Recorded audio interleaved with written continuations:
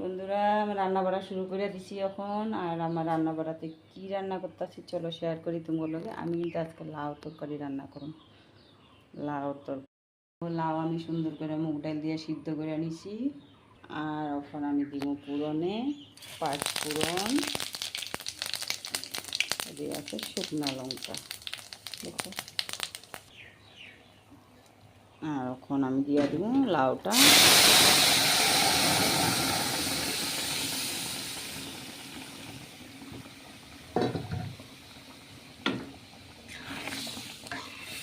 গন্ধটা কিন্তু খুব সুন্দর হয়েছে বন্ধুরা।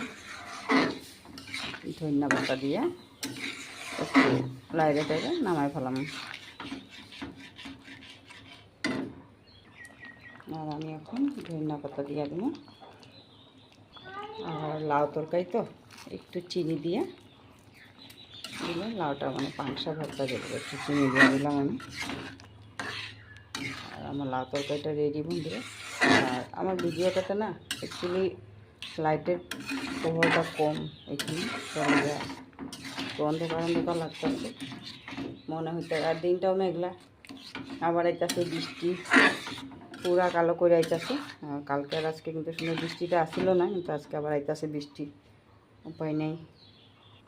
আমার লাউ তরকারিটা কিন্তু রান্না হয়ে গেছে বন্ধুরা।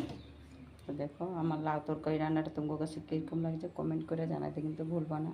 আর কি আছে রান্নাতে আমি দেখাইতেছি তোমার।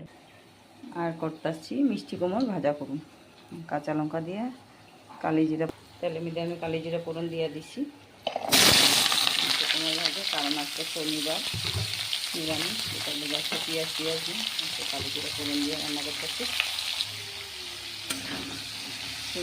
ভাজা কালি জিরা ফোড়ন দিয়ে কাঁচা লঙ্কা লবণ হলুদ দিয়ে বাস থেকে দিতেই, কারণ নিরামিষ ভাজা তো তাহলে পেঁয়াজ দিয়ে নিয়ে আছি।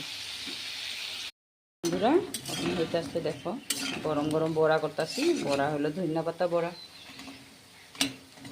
আর কি আছে দেখাইতেছি তোমরা। আমি ধনিয়া পাতা বড়া খাই, তোমরা কে কে ভালো পাও। এই দেখো ওখানে ধনিয়া পাতাতে অ্যাকচুয়ালি গন্ধ থাকে না, তরকারিতে দিলে আনছে তো বড়া বাটা করে নিলাম। আর আছে আমার সাদা ভাত, এই দিয়ে করছি একটু টমেটো খেজুর টেজুর দিয়ে একটু চাটনি। আর আছে মিষ্টি কুমড়ো ভাজি। লাউ তরকারিটা তো দেখাইলামই তোমরে। আর আছে সয়াবিন তরকারি, আলু টমেটো দিয়ে একটু সয়াবিন রান্না করছি। তো বন্ধুরা আজকে রান্নাবাড়া আমার এতটুকুই। কার কার ভালো লাগলো আমার রান্নাবাড়াগুলি, যদি ভালো লেগে থাকে একটু কমেন্ট করো, আমার পাশে থেকো।